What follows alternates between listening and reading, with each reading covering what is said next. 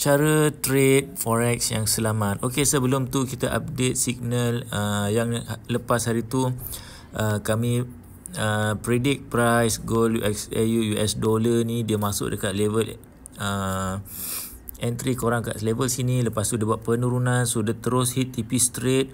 So kalau korang bijak hari tu, korang trail saja stop loss, dia boleh pergi berapa banyak pip ni guys, 500 pip dia boleh pergi guys.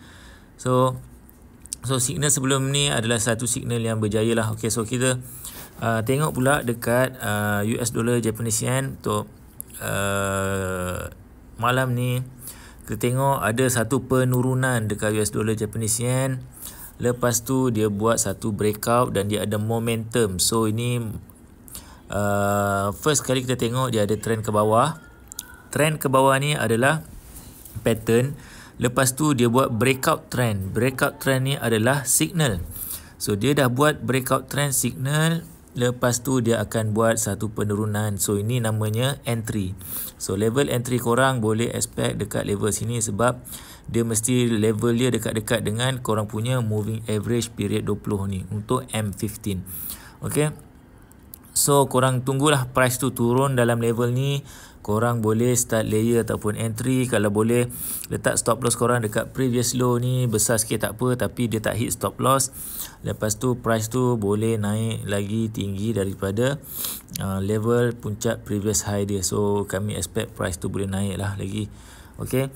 So korang boleh set TP lebih kurang area sini. Korang tengok saja dekat sebelah kiri ada apa. Kat sebelah kiri ada satu puncak ke bawah sini. Okay, so kita boleh expect take profit boleh pergi sampai level sini lah. Okay, so kalau trade ni berjaya, korang punya risiko adalah rendah saja. Tunggu price tu buat retracement. So ni adalah area entry first wave korang kat level sini. Dan korang boleh layer buy. Okay, so teknik trading kami selalunya lebih kurang sama saja. Kami tengok pattern first kali. So pattern ni menandakan korang boleh tunggu dia buat breakout. Breakout adalah signal. So sekarang ni tengah tunjuk signal. Lepas tu bila dia dah breakout, korang tunggu dia punya pullback ataupun retracement. Tu adalah level entry korang, entry. Dan korang trail sahaja stop loss ataupun set terus korang punya stop loss dan take profit dekat tengok area belah kiri. So sama saja.